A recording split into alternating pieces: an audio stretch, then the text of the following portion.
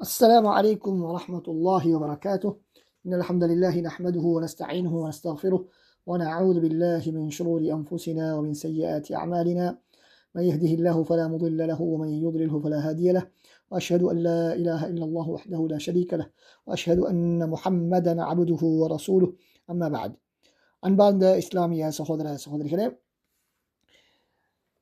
அகீதா கலை அறிமுக பாடத்திலே 3வது வகுப்பிலே நாங்கள் இருக்கின்றோம். இன்றைய வகுப்பிலே இன்ஷா அல்லாஹ் நாங்கள் முக்கியமான ஒரு தலைப்பை பார்க்க இருக்கின்றோம். ஏற்கனவே பார்த்த 2வது வகுப்பிலே பார்த்த தலைப்பின் தொடர் அகீதா சிந்தனை பள்ளிகள், அகீதா கலையிலே உள்ள சிந்தனை பள்ளிகள். அதிலே முதலாவதாக அஹ்லு சுன்னா வல் ஜமாஅ என்ற சிந்தனை பள்ளியை பற்றி நாங்கள் பார்த்தோம். இன்று நாங்கள் அதற்கு அடுத்ததாக இருக்கக்கூடிய ஒரு முக்கியமான ஒரு சிந்தனை பள்ளியான அல் மத்ரஸத்துல் கலாமியா அழைக்கப்படக்கூடிய அந்த சிந்தனை பள்ளியை நாங்கள் பார்ப்போம். அல் மத்ரஸத்துல் கலாமியா என்பது அஹ்லுல் கலாம் சிந்தனையினர் அவர்களுடைய சிந்தனை போக்கு என்ன என்பதை ஆராயக்கூடிய பகுதி. அது இல்முல் கலாமை அடிப்படையாக கொண்டது. அது இல்முல் கலாமை அடிப்படையாக கொண்டிருப்பதனால் தான் அல் மத்ரஸத்துல் கலாமியா என்பதாக சொல்லப்படுகிறது. இல்முல் கலாம் என்று சொன்னால் அதனை தமிழிலே ஒரு வார்த்தையில் சொல்வது என்பது சாத்தியமற்றது. அதனுடைய வரைவிலக்கணம் என்ன சொல்லப்படுகிறது? இஜி என்பவர் சொல்கிறார், என்ற அறிஞர் சொல்கிறார், இல்முல் கலாம் என்று சொன்னால் علم هو علم يقتدر معه على إثبات العقائد الدينية بإيراد الحجج ودفع الشبه. மார்க்க கொள்கைகளை நிறுவுவதற்கு ஆற்றலை வழங்கக்கூடிய ஒரு கலை. எப்படி அதனை நிரூபிக்கப்படும்? பிஈராதில் ஹுஜஜி வ தஃப்இ ஷுபஹி, ஆதாரங்களை முன்வைத்து, சான்றுகளை முன்வைத்து, சந்தேகங்களை நிவர்த்தி செய்து மார்க்க அடிப்படை கொள்கைகளை நிறுவுவதற்கான ஆற்றலை வழங்கக்கூடிய ஒரு கலைதான் இல்முல் கலாம். இதை போல இன்னும் பல வரைவிலக்கணங்கள் இந்த இல்முல் கலாம் என்பதற்கு சொல்லப்படுகின்றது. அவைகள் அனைத்தினுடைய சுருக்கமும் என்னவென்று சொன்னால், இந்த இல்முல் கலாம் என்று சொல்வது ஒரு புகழத்தக்க ஒரு கலை என்ற கருத்திலே சொல்லப்பட்ட வரைவிலக்கணங்களாகத்தான் அமைந்திருக்கின்றன. ஆனால் உண்மையிலே அது சரியான கருத்தா என்றால் ஏற்றுக்கொள்ள முடியாத ஒரு கருத்து. ஏனென்றால் இந்த இல்முல் கலாம் அல்லது அஹ்லுல் கலாம் என்ற வார்த்தை பிரயோகத்தை ஆரம்பமாக பயன்படுத்தியவர்கள் ஆரம்பகால சலஃப் அறிஞர்கள், சலஃப் இமாம்கள் தான் அதனை பயன்படுத்தியிருக்கிறார்கள். அவர்கள் எதற்காக பயன்படுத்தினார்கள்? புகழ்வதற்காகவா? இல்லை, இகழ்வதற்காகத்தான் பயன்படுத்தினார்கள். முபத்ததியாக்களை, பிதஅத்துகளை, புதிய கருத்துக்களை உருவாக்கிய ஜமியாக்கள், முத்தஸிலாக்கள், இது போன்ற தவறான கொள்கையுடையவர்களை விமர்சனம் செய்வதற்காகத்தான் அவர்கள் இந்த அஹ்லுல் கலாம், இல்முல் கலாம் என்ற வார்த்தை பிரயோகங்களை பயன்படுத்தி இருக்கிறார்கள். அதாவது அவர்களிடத்தில் இருப்பது வெறுமனே பேச்சு மாத்திரம்தான். எந்த விதமான குர்ஆன் சுன்னாவினுடைய அறிவு அவர்களிடத்தில் இல்லை என்பதை, அதாவது குர்ஆன் சுன்னாவுக்கு மாற்றமான ஒரு கலை என்பதை குறித்து காட்டுவதற்காகத்தான் அவர்கள் பயன்படுத்தினார்கள். அதாவது குர்ஆன் சுன்னாவை விட்டுவிட்டு மக்களுடைய பேச்சை அடிப்படையாக கொண்டிருக்கிறார்கள் என்ற அடிப்படையில், கலாமுல் பஷர் என்ற அடிப்படையில் தான் அவர்களுக்கு இல்முல் கலாம், அஹ்லுல் கலாம் என்பதாக அவர்களை இகழ்ந்து கூறுவதற்காக அறிஞர்கள் பயன்படுத்திய ஒரு பிரயோகம் என்பதை நாங்கள் புரிந்து கொள்ள வேண்டும். எனவே இல்முல் கலாம் என்பது ஆரம்பகால இஸ்லாமிய அறிஞர்களால் இகழ்வதற்காக பயன்படுத்தப்பட்ட ஒரு வார்த்தை பிரயோகம். அதற்கு பின்னால் இது பிரபல்யம் அடைந்து பகுத்தறிவு ரீதியான ஆதாரங்களை அடிப்படையாக கொள்ளக்கூடிய கலைக்கு ஒரு பெயராக அது அமைந்துவிட்டது. யாரெல்லாம் பகுத்தறிவு ரீதியான ஆதாரங்களை வைத்து இஸ்லாமிய அடிப்படை கலைகளை அணுகுகின்றார்களோ, அதனை அடிப்படையாக வைத்து அணுகுகின்றார்களோ, அவர்களுக்கு இந்த பெயர் ஒரு பட்ட பெயராக மாறிவிட்டது. எனவே அவர்களுக்கு அந்த பட்ட பெயர் வந்துவிட்டதன் காரணமாக எப்படியாவது அந்த பெயரை புனிதப்படுத்த வேண்டும் அல்லது சிறப்பிக்க வேண்டும் என்பதற்காகத்தான் நாங்கள் ஆரம்பத்திலே சொன்னது போன்ற பல தாரீஃபுகள் அறிஞர்களால் அந்த அந்த அந்த துறையை சார்ந்த அறிஞர்களால் சொல்லப்படுகின்றது. அப்படி என்றால் அல் மദ്രസத்துல் இப்போ இல்முல் கலாம் என்றால் என்ன என்று நாங்கள் பார்த்தோம். இல்முல் கலாம் என்றால் என்ன என்று பார்த்தோம். அது ஆரம்பகால அறிஞரிடத்திலே ஒரு மக்களுடைய பேச்சை அடிப்படையாக கொண்டு குர்ஆன் சுன்னாவை புறக்கணித்த ஒரு கலைக்கு சொல்லப்பட்ட ஒரு பெயர். அதற்கு பின்னால் அதனை ஏற்றுக்கொண்டவர்கள், அந்த இல்முல் கலாமை ஏற்றுக்கொண்டவர்கள் அதனை ஒரு புகழுக்குரிய பெயராக மாற்றுவதற்காக கேட்டாற்போல் வரைவிலக்கணங்கை வழங்கினார்கள் என்பதை நாங்கள் பார்த்தோம். இப்பொழுது அந்த அல் மദ്രസத்துல் கலாமியா என்பதன் மூலமாக நாங்கள் என்ன நாட வருகிறோம் என்று சொன்னால், இத்திஜாஹுன் இல்மி து உசூலின் முஹத்ததா, குறிப்பிட்ட சில அடிப்படைகளை கொண்ட ஒரு அறிவியல் ரீதியான ஒரு சிந்தனை, அறிவியல் ரீதியான ஒரு போக்கு தான் அது. அதில் என்ன நடக்கிறது என்றால், யஅ்தமிது ஃபீ திராசத்தி இல்மில் அகீதா, அகீதா கலையை ஆய்வு செய்வதிலே அல்லது கற்பதிலே அது எதனை அடிப்படையாக கொள்கிறது? யஅ்தமிது அலா மவாத அக்லிய்ய மஹ்சூஸா மின் ஹைசுல் அசாஸ், பிரதானமாக பிரத்யேகமான சில பகுத்தறிவு ரீதியான மூலங்களை அடிப்படையாக கொண்டு இல்முல் அகீதாவை ஆய்வு செய்யக்கூடிய சில அடிப்படைகளை கொண்ட ஒரு சிந்தனை போக்குதான், ஒரு அறிவியல் போக்குதான் இந்த மദ്രസத்துல் கலாமியா என்பது. இப்போ இங்கு நாங்கள் கவனிக்க வேண்டிய விடயம் என்ன? ஏற்கனவே நாங்கள் அஹ்லு சுன்னாக்களுக்கு சொன்னது போல இத்திஜாஹுன் இல்மி, இரண்டுமே அறிவியல் ரீதியான ஒரு சிந்தனை போக்கு. து உசூலின் முஹத்ததா, இரண்டுமே அடிப்படைகளை இரண்டுக்கும் அடிப்படைகள் இருக்கின்றன. இந்த வகையில் இரண்டும் ஒன்று தான். மദ്രസத்துல் கலாமி, மദ്രസ அஹ்லு சுன்னா இந்த வகையில் ஒன்று. அதே போல் யஅ்தமிது ஃபீ திராசத்தி இல்மில் அகீதா, அகீதா கலையை கற்பதிலே எதனை அடிப்படையாக கொண்டு இருக்கிறார்கள் என்பதை பொறுத்து தான் வேறுபடுகின்றது. அஹ்லு சுன்னாக்களிலிருந்து மദ്രസத்துல் கலாமியா வேறுபடக்கூடிய இடம் அங்குதான். அஹ்லு சுன்னாக்கள் குர்ஆன் சுன்னாவை அடிப்படையாக கொண்டு, பிரதானமாக குர்ஆன் சுன்னாவை அடிப்படையாக கொள்வார்கள். துணை சான்றாக மேலதிகமான ஒரு ஆதாரமாக பகுத்தறிவு விடயங்களையும் பயன்படுத்துவார்கள். ஆனால் அதற்கு மாற்றமாக அல் மദ്രസத்துல் கலாமியா என்று சொல்லப்படக்கூடிய இந்த சிந்தனை பள்ளியினர் அதற்கு ஒப்போசிட்டாக குர்ஆன் சுன்னாவுக்கு முக்கியத்துவம் கொடுக்காமல் அக்குல் ரீதியான சில விடயங்களுக்கு முன்னுரிமை கொடுப்பார்கள்.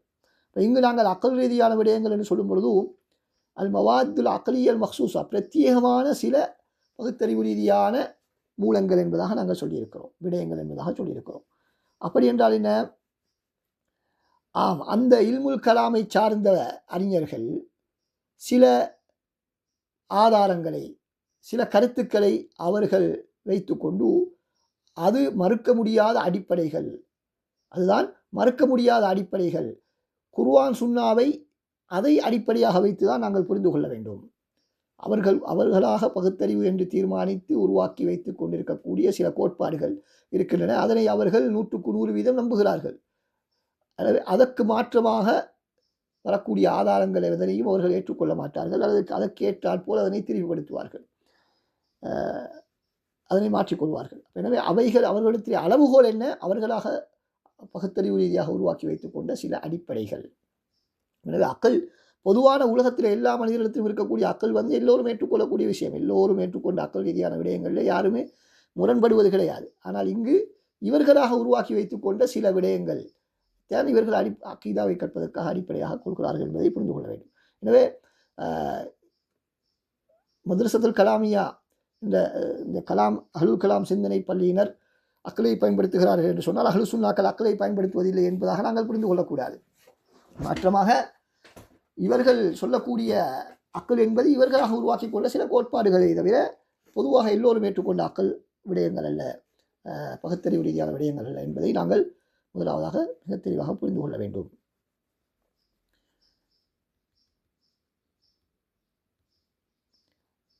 இவர்கள் உருவாக்கி கொண்டு வைத்துக்கொண்ட இந்த மவாத் அக்லியா, பகுத்தறிவு ரீதியான இந்த அடிப்படைகள், இந்த விடயங்கள், இது எங்கிருந்து அவர்கள் எடுத்தார்கள் என்று கேட்டால் வேறு சமுதாயத்திலிருந்து, அதாவது கிரேக்க, பாரசீக, இந்திய நாகரிகங்களிலிருந்து, அவர்களுடைய கலாச்சாரங்களிலிருந்து பெற்ற சில விடயங்களும் அவரிடத்தில் இருக்கின்றன. இன்னும் சில அவர்களாக உருவாக்கி கொண்ட சில விடயங்களும் இருக்கின்றன. எனவே இந்த இல்முல் கலாம் என்பது வெறுமனே கிரேக்க தத்துவம் மாத்திரமல்ல. கிரேக்க தத்துவம், பாரசீக, இந்திய தத்துவம், ஏனைய தத்துவங்களிலிருந்து இரவல் எடுத்தவைகள் மாத்திரமல்ல, அவைகளும் இருக்கின்றன. அவைகள் அல்லாத இவர்களாக உருவாக்கி கொண்ட சில முஸ்லீம் அறிஞர்கள் உருவாக்கி கொண்ட சில அடிப்படைகளும் இருக்கின்றன என்பதை நாங்கள் புரிந்து கொள்ள வேண்டும். எனவே நாங்கள் இங்கு நான் ஏற்கனவே சொன்னது போல இந்த அஹ்லுல் கலாம் அவர்கள் என்ன சொல்வார்கள், நீங்கள் அக்களை நீங்கள் பயன்படுத்துகிறீர்கள் என்று நாங்கள் அவரிடத்தில் சொல்லும் பொழுதும் அவர்கள் சொல்வார்கள், அக்கல்தான் குர்ஆன் சுன்னாவின் அடிப்படை, நக்கலினுடைய அடிப்படை, அஸ்லுன் நக்கல், நக்கலுடைய அடிப்படை அக்கல் தான். நக்கலை ஏற்றுக்கொள்வதற்கு அக்கல் இருக்க வேண்டும் என்பதாக அவர்கள் சொல்வார்கள். எனவே இந்த நேரம் இப்படி சொல்லும் பொழுதும் அவர்கள் பொதுவாக எல்லோரிடத்திலும் இருக்கக்கூடிய அக்கலை பகுத்தறிவை சொல்வது கிடையாது. மாற்றமாக அவர்களாக உருவாக்கி வைத்துக்கொள்ள சில கோட்பாடுகளை குறித்து தான் அவர்கள் அவ்வாறு சொல்கிறார்கள். அதைத்தான் நாங்கள் ஆரம்பத்திலே பார்த்தோம்.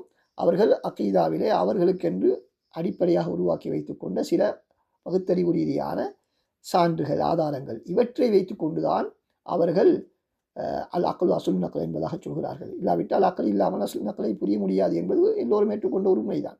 ஆனால் இவர்கள் சொல்லக்கூடிய அக்கல் என்பது அதுவல்ல என்பதை இங்கு நாங்கள் மிக கவனமாக புரிந்து கொள்ள வேண்டும். அடுத்ததாக நாங்கள் இங்கு சொல்லியிருக்கிறோம், அஹ்லுல் கலாம் சிந்தனை பள்ளியினர். இந்த இல்முல் கலாம் சிந்தனை அடிப்படையாக கொண்டவர்கள் பிரதானமாக இந்த பகுத்தறிவுதியான விடயங்களை ஆதாரமாக கொள்வார்கள் என்று சொல்கிறோம். எனவே இதன் மூலமாக நாங்கள் சொல்ல வரக்கூடிய விடயம், முக்கியமான விடயம் என்னவென்றால், அவர்கள் அகீதாவுடைய கலையிலே இந்த பகுத்தறிவு ரீதியான ஆதாரங்களை மாத்திரம் அடிப்படையாக கொள்ள மாட்டார்கள் என்பதை அது எங்களுக்கு காட்டுகிறது. மாற்றமாக அது பிரதானமான அடிப்படை அளவுகோல், அவர்களிடத்தில் அளவுகோல் அந்த பகுத்தறிவு ரீதியான ஆதாரங்கள். ஆனால் குர்ஆன் சுன்னாவையும் அவர்கள் சில அகீதாவுடைய விடயங்களிலே பயன்படுத்துவார்கள். ஏனென்றால் இந்த அஹ்லுல் கலாம் இல்முல் கலாம் சிந்தனை பள்ளியிடத்திலே உள்ள முக்கியமான ஒரு விடயம் என்னவென்று சொன்னால், குர்ஆன் சுன்னா அவர்களுடைய அளவுகோல் அல்ல. அவருடைய அளவுகோல் அவர்களாக உருவாக்கி வைத்துக் கொள்ள அந்த பகுத்தறிவு ரீதியான சில கோட்பாடுகள். எங்களுக்கு தெரியும், அஹ்லுல் கலாமிடத்திலே மார்க்க விடயங்கள் 3 வகையாக பிரிக்கப்படும், 3 பகுதிகளாக பிரிக்கப்படும். ஒன்று பகுத்தறிவை மாத்திரம் ஆதாரமாக கொள்ள வேண்டிய விடயங்கள். மார்க்கத்தில் சில விடயங்கள் இருக்குன்னு அவற்றுக்கு ஆதாரமாக பகுத்தறிவை மாத்திரம்தான் சொல்ல முடியும் என்று அவர்கள் சொல்கிறார்கள். அதுக்கு ஆதாரமாக அல்லாஹ் இருக்கிறார் என்பதை நிரூபிப்பது, அவனுடைய பண்புகள், கதர், விதி சம்பந்தமான விடயங்கள், இவற்றை பகுத்தறிவை கொண்டு மாத்திரம்தான் நாங்கள் நிறுவ வேண்டும் என்று சொல்வார்கள். இரண்டாவதாக வஹ்யை மாத்திரம்தான் இந்த விடயங்கள் ஆதாரமாக கொள்ள வேண்டும் என்று ஒரு பகுதியை வைத்திருக்கிறார்கள். அதற்கு உதாரணமாக மறுமையினால் சம்பந்தமான சுவர்க்கம், நரகம், கேள்வி கணக்கு, வட்டோலை வழங்குதல், மறுமையிலே உள்ள விடயங்களை உதாரணமாக சொல்வார்கள். மூன்றாவதாக பகுத்தறிவையும் வஹ்யையும் இணைத்து புரியக்கூடிய விடயங்கள், இரண்டையும் ஆதாரமாக சொல்ல முடியுமான விடயங்கள், அதற்கு மார்க்க அகீதாவில் உள்ள ஏனைய உபபிரிவுகளை அவர்கள் அதற்கு உதாரணமாக சொல்லுவார்கள். இது அவர்களிடத்திலே பிரபலமான ஒரு விடயம். எனவே அவர்கள் குர்ஆன் சுன்னாவை பயன்படுத்தவே மாட்டார்கள், வெறுமனே பகுத்தறிவோடு மாத்திரம் சுருக்கிக் கொள்வார்கள் என்று சொல்வது தவறு. மாற்றமாக அவர்களிடத்திலே குர்ஆன் சுன்னாவும் இருக்கிறது, ஆனால் பிரதானமான அளவுகோல் அவர்களிடத்திலே அவர்கள் உருவாக்கி வைத்திருக்கக்கூடிய அந்த பகுத்தறிவு ரீதியான கோட்பாடுகள், அதனை அளவுகோலாக வைத்துதான் குர்ஆன் சுன்னாவை அணுகுவார்கள் என்பதால் நாங்கள் புரிய வேண்டிய விடயம். அடுத்ததாக இந்த மதரசத்துல் கலாமியா இல்முல் கலாம் சிந்தனை பிரிவினர் பல பிரிவுகளாக இருக்கின்றார்கள். அது எப்படி அவர்கள் பல பிரிவினர்களாக பிரிந்திருக்கிறார்கள் என்று சொன்னால், அவரிடத்திலே காணப்படக்கூடிய அந்த பகுத்தறிவு ரீதியான அடிப்படை கோட்பாடுகள், அந்த அடிப்படை கோட்பாடுகளை பொறுத்து ஒவ்வொருத்தரும் தனித்தனி கோட்பாடுகளை வைத்திருக்கிறார்கள். அடுத்ததாக அதனை எந்த அளவுக்கு அதனை அவர்கள் பயன்படுத்துகிறார்கள், அதனுடைய வலு அவர்களுக்கு முக்கியத்துவத்தில் எந்த அளவுக்கு இருக்கின்றது என்பதை பொறுத்து தான் இந்த பிரிவினர்கள் வேறுபடுகிறார்கள். அதில் முதலாவது கூட்டம், பிரபலமான கூட்டம் அல் ஜஹமியா என்று சொல்லப்படக்கூடிய ஒரு கூட்டம். இது எங்கள் அக்கீதா கலையிலே கட்டாயம் எல்லோருக்கும் தெரிந்திருக்க வேண்டிய ஆரம்ப கட்ட மாணவருக்கு கூட தெரிந்திருக்க வேண்டிய ஒரு பிரிவினர் தான் ஜஹமியா. என்ற பல நூல்களிலும் இது சர்வசாதாரணமாக வரக்கூடிய ஒரு விடயம். இந்த ஜஹமியாக்கள் அவர்கள் யார் என்று கேட்டால் ஹிஜ்ரி 128 மரணித்த ஜஹமுப்னு சஃப்வான் எனப்படும் ஒருவரோடு இணைத்து சொல்லப்படக்கூடிய பிரிவினர் தான் அல் ஜஹமியா. இஸ்லாமிய உலகிலே முதலாக தோன்றிய இல்முல் கலாம் பிரிவினர் இவர்கள் தான். அவர்களுடைய பிரபலமான பல கருத்துக்கள் இருக்கின்றன. அதில் மிக முக்கியமானவை, அவர்கள் அல்லாஹ்வுடைய பண்புகள் விடயத்திலே அல்லாஹ்வுக்கு எந்த பண்புகளும் இல்லை என்று சொல்லக்கூடியவர்கள். அதே போல விதியுடைய விடயத்திலே அல்லாஹ் தஆலா மனிதனை வற்புறுத்தி இருக்கிறான். மனிதனுக்கு சுய சுதந்திரம் இல்லை, தேர்வு சுதந்திரம் இல்லை என்று சொல்லக்கூடியவர்கள். அதே போல ஈமான் என்றால் வெறுமனே அறிந்து கொள்வது மாத்திரம் போதுமானது, அறிந்து கொண்டால் மாத்திரம் அல்லாஹ் இருக்கிறான் என்பதை அறிந்து கொள்வது மாத்திரம் போதுமானது என்று சொல்லக்கூடியவர்கள். செயல்பாடுகள், நாவினால் மொழிதல், அது எதுவுமே தேவையில்லை. வெறுமனே அறிவு மாத்திரம், உள்ளத்தால் நம்புவது கூட அவரிடத்திலே கிடையாது. வெறும் அறிவு மாத்திரம் இருந்தால் போதுமானது. எனவே யார் அல்லாஹ்வை அறிந்து கொண்டானோ அவன் மூமின். இவர்கள் தான் முதலாக வஹீக்கு எதிராக தமது சொந்த சுய சிந்தனைகளை வஹீக்கு எதிராக பயன்படுத்தியவர்கள். வஹீக்கு எதிராக, மார்க்க ஆதாரங்களுக்கு எதிராக தமது சுய சிந்தனையை பயன்படுத்தியவர்கள். பகுத்தறிவு ரீதியான ஆதாரங்களை முன்வைத்து வஹியை எதிர்த்தவர்கள் முதலாவது கூட்டத்தினர் இவர்கள் தான். இரண்டாவது கூட்டம் அவர்கள் முஅத்தஸிலாக்கள். இந்த முஅத்தஸிலாக்கள் என்று சொன்னால் அவர்களுக்கு எப்படி இந்த பெயர் வந்தது என்பதில் அறிஞர்களுக்கு பற்றிய பல கருத்துக்கள் இருக்கின்றன. அதிலே ஒரு கருத்து தான் பிரபலமான கருத்து. வாசில் இப்னு அத்தா என்று சொல்லப்படக்கூடிய இந்த முஅத்தஸிலாக்களுடைய ஆரம்ப கால நிறுவனர்களில் ஒருவர். அவர் ஹஸன் பஸ்ரி ரஹ்மஹுல்லாஹ் அவர்களோடு பெரும்பாவம் செய்தவர்களுடைய விடயத்திலே முரண்பட்டு கொண்டு அவருடைய சபையை விட்டு ஒதுங்கி சென்றார் என்ற அடிப்படையிலே ஒதுங்கி சென்ற பொழுது ஹஸன் பஸ்ரி ரஹ்மஹுல்லாஹ் அவர்கள் அத்தஸலனா அத்தா ஃபசும்மு முஅத்தஸிலா, இந்த வாசில் இப்னு அத்தா என்பவர் எங்களை விட்டு ஒதுங்கி சென்று விட்டார், எனவே அதன் காரணமாக அப்படி ஒதுங்கி செல்லக்கூடியவர்கள் என்ற பெயர் அவர்களுக்கு வைக்கப்பட்டது. இன்னும் சில அறிஞர்கள் அவர்களுடைய கொள்கை பெரும்பாவம் செய்தவருடைய விடயத்திலே புதிய ஒரு உலகத்தில் யாருமே சொல்லாத ஒரு கொள்கையை சொன்னார்கள் என்ற அடிப்படையில் அவர்கள் தனித்து சென்றவர்கள் என்ற அடிப்படையில் முஅத்தஸிலாக்கள் என்ற பெயர் வந்ததாகவும் சிலர் சொல்கிறார்கள். இந்த முஅத்தஸிலாக்கள் என்பவர்கள் பல கட்டங்களை தாண்டி சென்றிருக்கிறார்கள். அவருடைய உருவாக்கத்திலிருந்து பிற்காலம் வரைக்கும் அவர்கள் பல கட்டங்களை தாண்டி வந்திருக்கிறார்கள். இறுதியாக அவர்களுடைய கருத்துக்கள் அப்படியே வளர்ச்சி பெற்று மாற்றம் அடைந்து மருவி வந்து கடைசியாக இறுதியாக வந்து அடைந்த இடம்தான் 5 அடிப்படைகளை அவர்களுக்கென்று அவர்கள் வகுத்திருக்கிறார்கள். முதலாவது அடிப்படை தௌஹீத். தௌஹீத் என்று சொன்னால் எங்களிடத்தில் இருக்கக்கூடிய தௌஹீத் அல்ல, அவருடைய தௌஹீத். அவர்கள் சொல்லக்கூடியது என்னென்றால் அல்லாஹ்வுக்கு எந்த விதமான சிஃபத்துகளும் இருக்க முடியாது. அல்லாஹ்வுக்கு எந்த விதமான சிஃபத்துகளும் இருக்க முடியாது. அல்லாஹ்வுக்கு சிஃபத் இருப்பதாக சொல்வது அது தௌஹீதுக்கு மாற்றமானது, அல்லாஹ் ஒருவன் என்பதற்கு மாற்றமானது.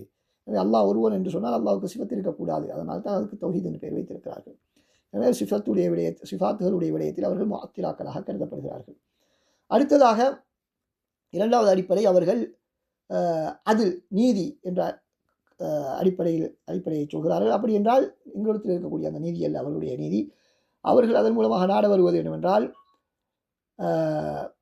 அடியான் தனது விடயத்தை அவனாகவே செய்து கொள்கிறான், அல்லாஹ்வுக்கு அதிலே எந்த விதமான சம்பந்தமும் இல்லை, எந்த விதமான தாக்கமும் அல்லாஹ்வுடைய நாட்டத்துக்கு கிடையாது என்று அவர்கள் இருக்கிறார்கள். அதாவது ஜபரியாவுக்கு மாற்றமான கொள்கை, மனிதனுக்கு தேர்வு சுதந்திரம் இல்லை என்று சொல்லக்கூடியவர்களுக்கு ஒப்போசிட்டான கொள்கையை அவர்கள் அதில் என்ற விடயத்தை அவர்கள் சொல்கிறார்கள்.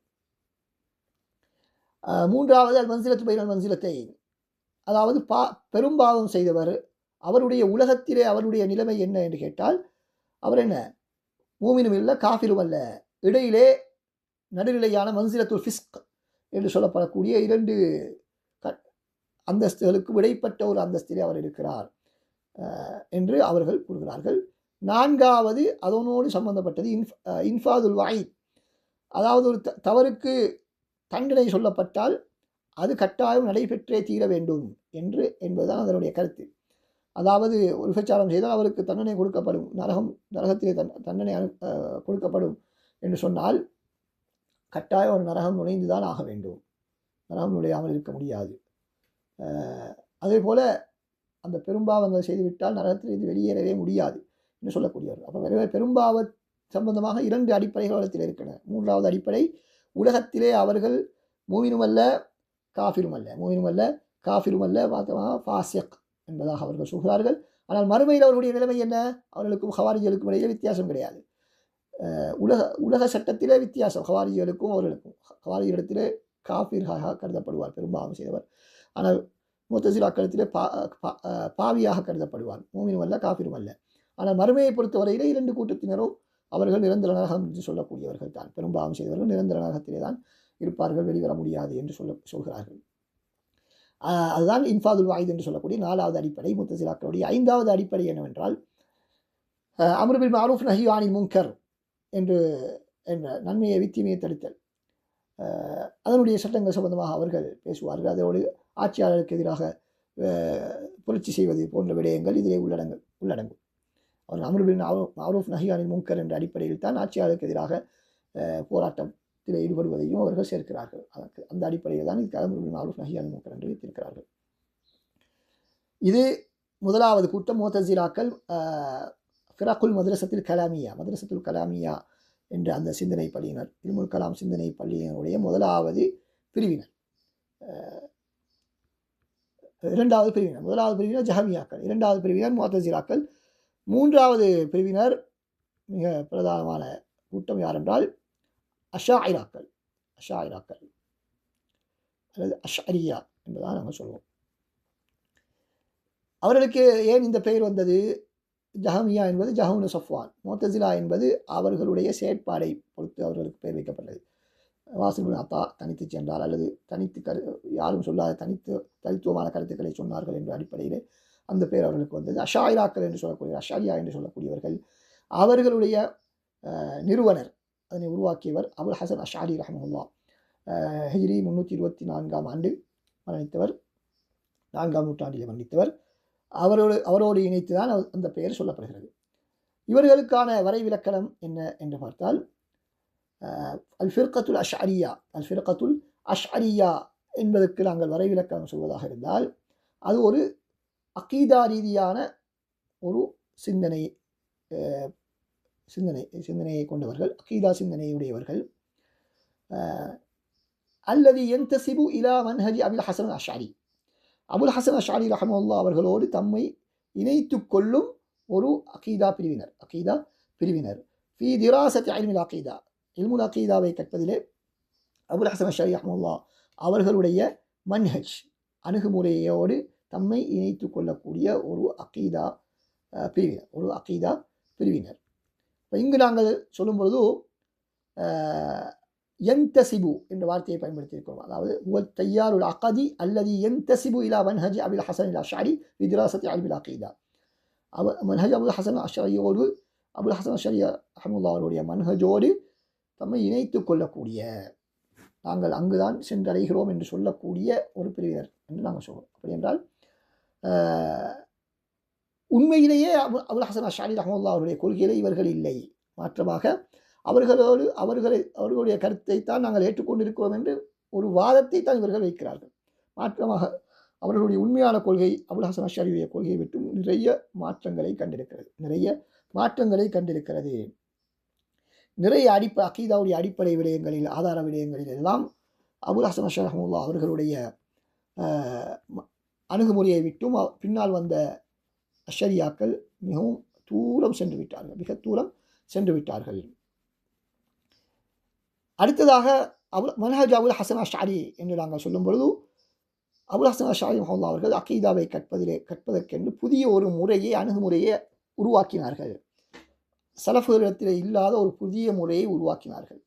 அவர் உருவாக்கிய அந்த முறை அப்துல்லா பின் சயீத் பின் குல்லாப் என்று சொல்லப்படக்கூடிய ஒருவருடைய வழிக்கு உடன்பாடான ஒரு வழிமுறையைத்தான் அவர்கள் உருவாக்கினார்கள். அவர் 240 மரணிக்கிறார். அவர் 240 மரணித்தவர் தான் இப்னு குல்லாப் என்று சொல்லப்படக்கூடியவர். அஷ்அரி கொள்கையை பொறுத்தவரையிலே அவர்களுடைய வளர்ச்சி 3 கட்டங்களை தாண்டி சென்றிருக்கிறது. முதலாவது அபுல் ஹசன் அஷ்அரி ரஹ்மத்துல்லாஹி அவர்களும் அவர்களுடைய நேரடி மாணவர்களுடைய காலகட்டம். அந்த காலகட்டத்திலே சலஃபுகளுக்கு மிக நெருக்கமான இல்முல் கலாமினுடைய சிந்தனை பள்ளியினராக அவர்கள் காணப்பட்டார்கள். அக்கீதாவிலே பல தவறுகளை இழைத்திருந்தாலும் சலஃபுகளுடைய அக்கீதாவுக்கு அஹ்லு சுன்னாவுடைய அக்கீதாவுக்கு மிக நெருக்கமான கொள்கையிலே தான் அபுல் ஹசன் அஷ்அரி ரஹ்மத்துல்லாஹி அவர்கள் இருந்தார்கள். இரண்டாவது கட்டம் என்னவென்றால் அபுல் மஆலில் ஜுவைனி எனப்படக்கூடிய இமாமுல் ஹரமைன் என்று அழைக்கப்படக்கூடிய அபுல் மஆலி ஜுவைனி ரஹ்மஹுல்லா அவர்கள் ஹிஜ்ரி 478 மரணிக்கிறார்கள். அவருடைய காலகட்டம். இந்த காலகட்டத்திலே அஷ்அரியா கொள்கை முத்தஸிலாக்களுடைய கொள்கைக்கு நெருக்கமாக மாறிவிட்டது. மூன்றாவது கட்டம் என்னவென்றால் இமாம் ராசி ரஹ்மஹுல்லா அவர்கள், ராசி பிரபலமான அறிஞர், ஹிஜ்ரி 606 மரணித்தவர். ராசி அவருக்கு பின்னால் வந்தவர்களுடைய காலகட்டம். இந்த காலகட்டத்திலே இரண்டாம் கட்டத்தையும் விட மோசமாக சென்று ஃபலாசிஃபாக்கள் தத்துவ ஞானிகளுடைய சிந்தனையை நோக்கி மிக நெருக்கமாக சென்று விட்டது. ஏனென்றால் இமாம் ராசி ரஹ்மத்துல்லாஹி அவர்கள் நிறைய ஃபல்சஃபா தத்துவ கருத்துக்களை இந்த அஷ்அரி அக்கீதாவிலே புகுத்திவிட்டார் என்பதை நாங்கள் பார்க்க முடியும். அவருக்கு பின்னால் இமாம் ராசி, இமாம் ஆமிதி இந்த 2 அறிஞர்களுக்கு பின்னாலும் அஷ்அரி கொள்கை மேலும் வளர்ச்சி அடையவில்லை. அப்படியே அத்தோடு நின்றுவிட்டது. அதுக்கு பின்னால் வந்தவர்கள் முன்னால் வந்தவர்களுடைய கருத்துக்களை தொகுப்பதும் சுருக்குவதும் இலகுபடுத்துவதும் அதற்கு விளக்கங்களை வழங்குவதுமாகத்தான் அவர்களுடைய பணி காணப்பட்டது. புதிதாக எதனையும் அவர்கள் அதனை புகுத்தவில்லை, மாற்றங்களை ஏற்படுத்தவில்லை, பெரிய அளவு மாற்றங்களை ஏற்படுத்தவில்லை.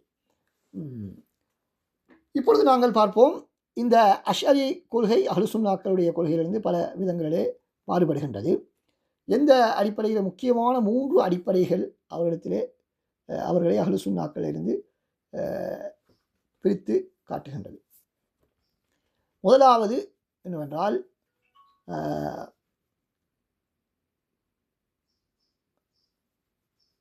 சிஃபாத்துகள், அல்லாஹ்வுடைய பண்புகள் விடயத்திலே அவர்களுடைய நிலைப்பாடு. ஆரம்பகால அஷ்அரியா கொள்கையிலிருந்து ஆரம்பகால முதல் கட்டத்தில் உள்ளவர்கள் அவர்கள் அல்லாஹ்வுக்கு என்ற சிஃபாத்து ஜாத்தியால் ஹபரியா, அதாவது மார்க்க ஆதாரங்களில் வரக்கூடிய அல்லாஹ்வோடு இணைந்திருக்கக்கூடிய சிஃபத்துகளை ஏற்றுக்கொண்டார்கள்.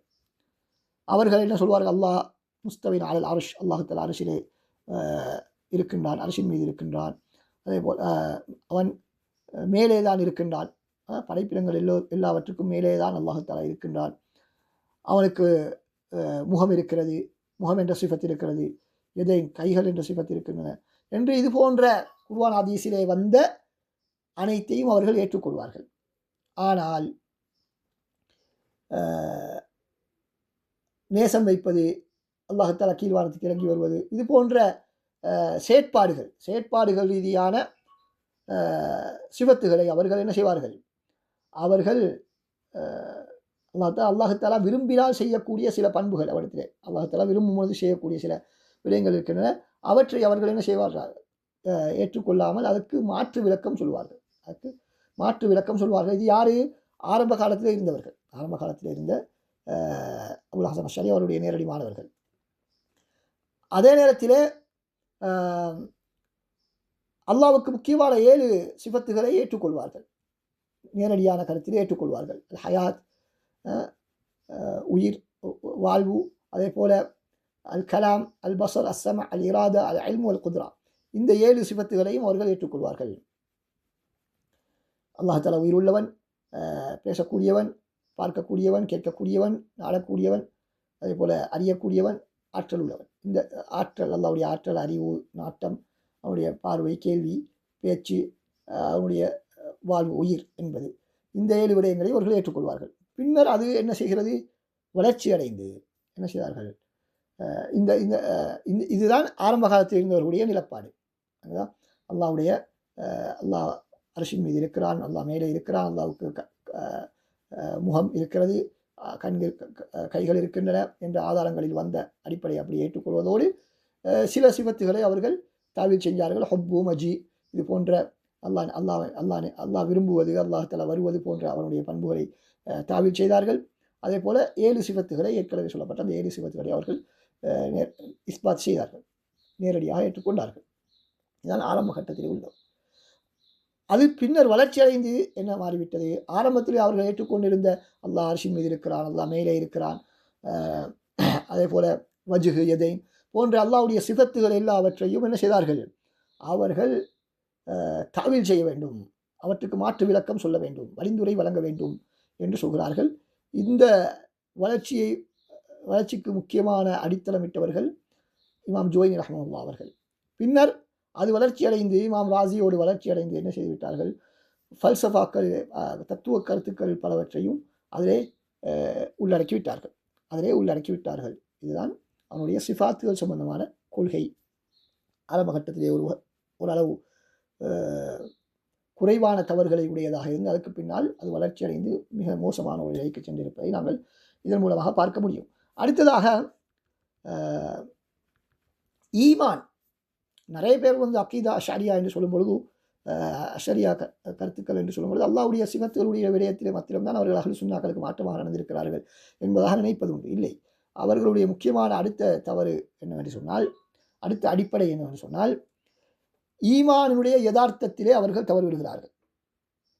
அவர்களிடத்திலே இந்த முர்ஜியா கொள்கையின் ஒரு பகுதி காணப்படுகிறது. முழுமையான முர்ஜியாக்கள் என்று அவர்கள் சொல்லப்படாவிட்டாலும் இர்ஜாவினுடைய முக்கியமான ஒரு பகுதி அவரிடத்திலே காணப்படுகிறது. என்ன என்றால், அவரிடத்திலே ஈமான் என்று சொன்னால் நம்பிக்கை கொள்ளுதல் தான் அவரிடத்திலே ஈமான், தஸ்தீக். அமல்களை பொறுத்தவரையிலே அது ஈமானை பரிபூர்ணப்படுத்தக்கூடிய விடயமே தவிர அதன் யதார்த்தத்தை சார்ந்ததல்ல. ஈமானுவை பரிபூர்ணப்படுத்தக்கூடியது அதனுடைய பின்விளைவுகளாகத்தான் அந்த அமல்களை அவர்கள் பார்க்கிறார்கள். அதனுடைய ருக்குனாக அவர்கள் பார்க்கவில்லை. இது முக்கியமான அவர்களுடைய ஒரு அடிப்படை. எனவே ஈமான் என்பது உள்ளத்தோடு மாத்திரம் சுருங்கியது அவர்களிடத்திலே. நாவினால் முடிவதற்கோ அல்லது செயற்களினால் செய்வதற்கோ ஈமானின் யதார்த்தத்தோடு சம்பந்தம் இல்லை. ஈமானோடு சம்பந்தம் இல்லாமல் ஈமானுடைய யதார்த்தத்தோடு சம்பந்தம் இல்லை. ஏனென்றால் அஹ்லு சுன்னாக்களுடைய கொள்கை ஈமான் என்றால் 3 விடயங்களும் இருக்க வேண்டும். உள்ளம், நாவு, உடல் உறுப்புகள், 3ம் சம்பந்தப்பட்டது தான் ஈமான். அதில் ஒன்று இல்லாதனாலும் அது ஈமான் அல்ல. ஆனால் இவரிடத்தில் அப்படி அல்ல. நம்பிக்கை மாத்திரம் இருந்தாலும் அது ஈமான் ஆகிவிடும். அதுக்கு பின்னால் ஏனைய விடயங்கள் மேலதிகமான விடயங்கள் தான் இருக்க வேண்டும். அதாவது ஈமான் இருந்து பாவங்கள் செய்தால் தண்டிக்கப்படுவார்கள். முர்ஜியாக்கள் என்பவர்கள் அப்படி அல்ல. முழுமையான முர்ஜியாக்கள் என்று சொல்லக்கூடியவர்கள் அவர்கள் முழுக்க செயல்களுக்கு எந்த விதமான மதிப்பும் கொடுக்காதவர்கள். ஆனால் அஷரியாக்கள் அப்படி அல்ல. அவர்கள் பாவங்களை, வாஜிபாத்துகளை, கடமைகளை கட்டாயம் செய்ய வேண்டும், பாவங்களை விட்டு தவிர்த்திருக்க வேண்டும் என்று அதுக்கு முக்கியத்துவம் கொடுத்தாலும் அதனை ஈமானிலே அவர்கள் சேர்ப்பதில்லை, ஈமானாக அவர்கள் பார்ப்பதில்லை என்பதுதான் முக்கியமான வித்தியாசம். அடுத்ததாக 3வது அடிப்படை என்னவென்றால், விதி சம்பந்தமான கருத்திலே அவர்கள் முரண்படுகிறார்கள். அதிலே அவர்கள் ஜபரியாக்களுடைய கருத்துக்கு நெருக்கமாகத்தான் அவர்கள் இருக்கிறார்கள். முழுக்க ஜபரியாவும் இல்லை, முழுக்க அஹ்லு சுன்னாக்களுடைய கொள்கையிலும் அவர்கள் இல்லை. மாற்றமாக அதுக்கு நெருக்கமான ஒரு கொள்கையிலே அவர்கள் இருக்கிறார்கள். அதனால்தான் சபபுகளுக்கு எந்த விதமான சக்தியும் இல்லை என்பதாக அவர்கள் சொல்வார்கள். சபபுகளுக்கு எந்த விதமான சக்தியுமே இல்லை என்பதாக அவர்கள் சொல்வார்கள். இது முக்கியமான 3 அடிப்படைகள் அஷரியாக்களிடத்திலே இருக்கக்கூடிய அஹ்லு சுன்னாக்களுக்கு மாற்றமான அடிப்படைகள். இவற்றையெல்லாம் இன்ஷா அல்லாஹ் விரிவாக நாங்கள் பின்னர் அக்கீதா கலையிலே நாங்கள் இன்ஷா அல்லாஹ் படிப்போம். இது ஒரு அறிமுகம் மாத்திரம்தான். அதாவது அஷரியாக்கள் என்று நாங்கள் எங்கேயாவது படித்தால் அவர்கள் இதுதான் அவர்களுடைய கொள்கை, சுருக்கமாக இப்படிப்பட்டவர்கள் தான் அஷரியாக்கள் என்பதை நாங்கள் புரிந்திருக்க வேண்டும். அவ்வளவுதான். அதுக்காகத்தான் இந்த பாடம். இல்லாட்டா இதுக்கான ஆதாரங்கள், அவர்களுடைய கொள்கையுடைய விவரங்கள், அஹ்லு சுன்னாக்களுடைய என்னென்ன இடங்களில் முரண்படுகிறார்கள் என்ற விவரமான அம்சங்கள் எல்லாம் அது இன்ஷா அல்லாஹ் பின்னால் பிறகு ஆழமாக நாங்கள் படிப்போம் அடுத்த கட்டத்திலே இன்ஷா அல்லாஹ். இப்பொழுது அடுத்தது 4வதாக பிரபலமான மதரசா கலாமியாவைச் சேர்ந்த பிரிவினர் தான் அல் மாத்ரிதியா என்று சொல்லப்படக்கூடிய பிரிவினர்.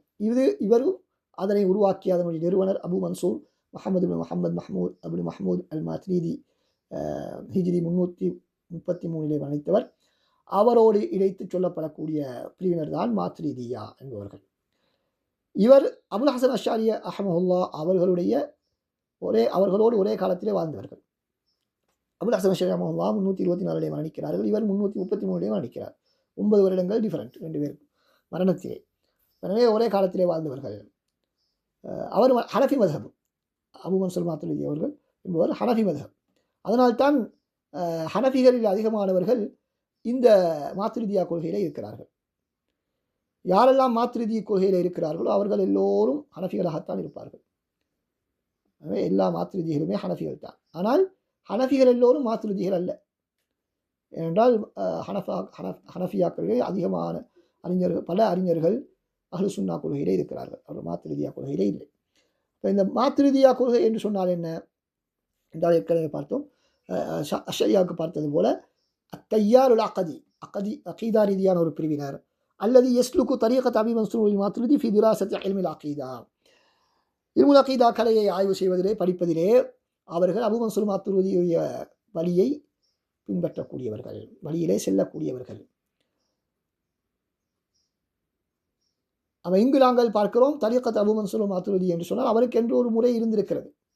அவருக்கென்று எப்படி மன்ஹஜ் அபுல் ஹசன் அஷரி என்று நாங்கள் சொன்னோம், அதே போல தரீகத் அபு மன்சூர் மாத்துரிதி அவருக்கென்று ஒரு வழிமுறை இருந்திருக்கிறது. அஹ்லு சுன்னாக்களுடைய வழிக்கு மாற்றமான ஒரு முறையை அவர் கடைபிடித்திருக்கிறார். அவரும் இப்னுக்குல்லாவுடைய தரீக்காவை பின்பற்றியவர் தான். அதாவது அஹ்லுல் ஹதீஸுடைய கொள்கைக்கு இல்முல் கலாம் மூலமாக உதவி செய்தல் என்ற வழியை அவர் பின்பற்றினார். அப்போ மாத்துரிதி கொள்கையிலே நாங்கள் பார்க்கின்றோம்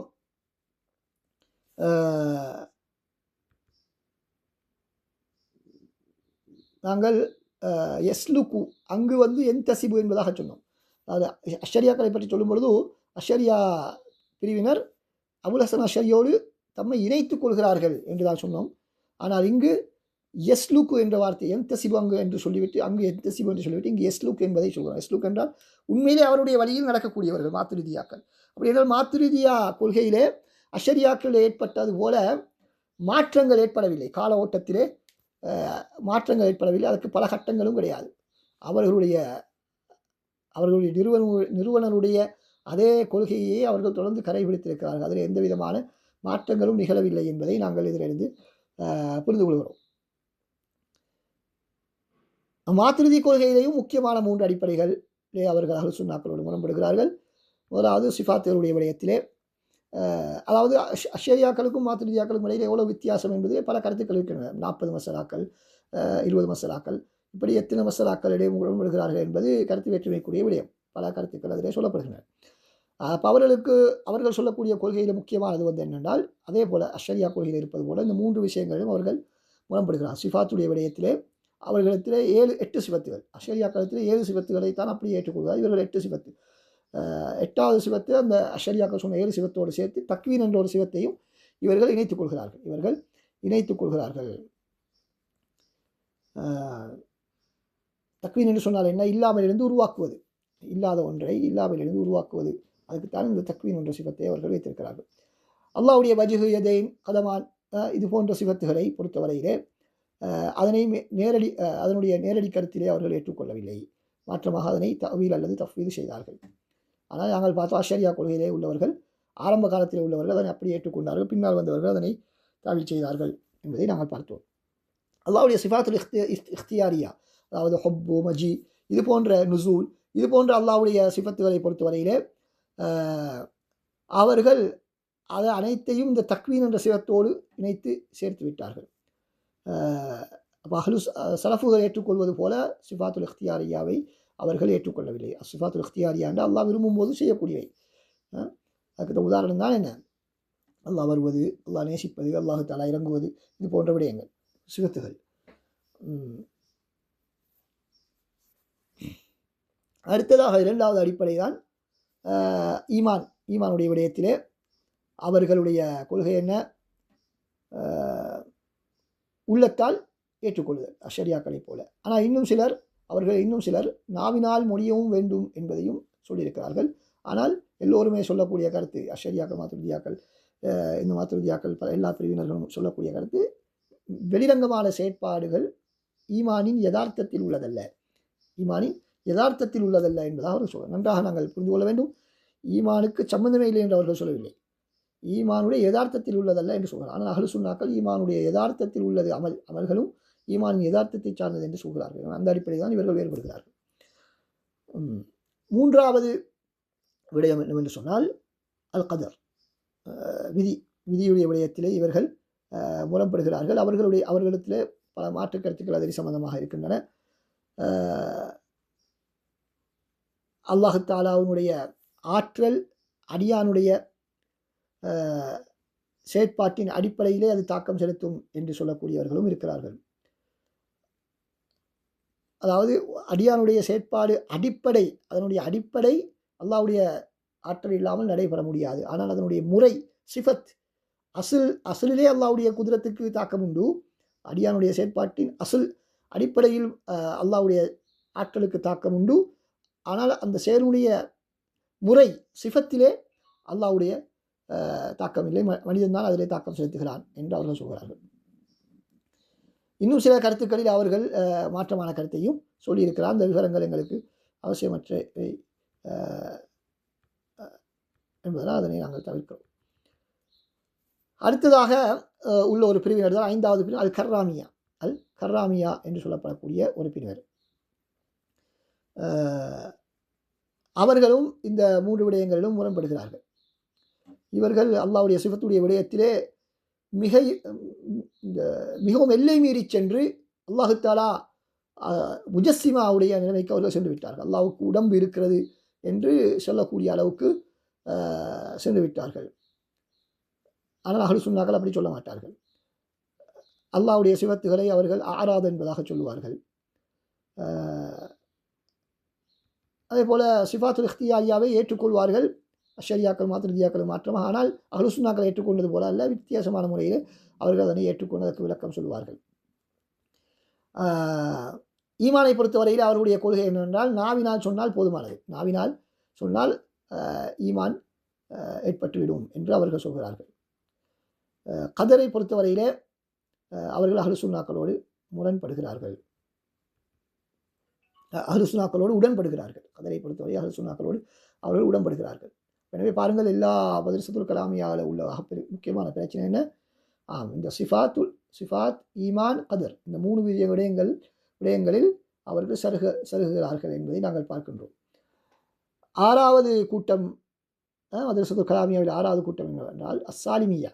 அவர்கள் அபுல் ஹசன் அஹ்மது பின் முஹம்மது பின் சாலிம் என்பவரோடு இணைத்து சொல்லப்படுகிறார்கள். கர்ராமியாக்கள் என்பவர்கள் நான் ஏற்கனவே சொன்னேன், அவர்கள் முஹம்மது பின் கர்ராம் சஜிஸ்தானி ஹிஜ்ரி 285 மரணித்த அவருடைய வழியின் பக்கம் அவர்கள் இணைக்கப்படுகிறார்கள். சாலிமியா என்பவர்கள் அவர் அபுல் ஹசன் அஹ்மது பின் முஹம்மது பின் சாலிம் 297 மரணித்தவர். அதே போல் அவருடைய மகன் அபு அப்துல்லா முஹம்மது பின் அஹ்மது பின் சாலிம் 350 மரணித்தவர். இவர்களோடு இணைத்து சொல்லப்படக்கூடியவர். இவர்கள் சூஃபித்துவ கொள்கையினால் பாதிப்புற்றிருந்தவர்கள்.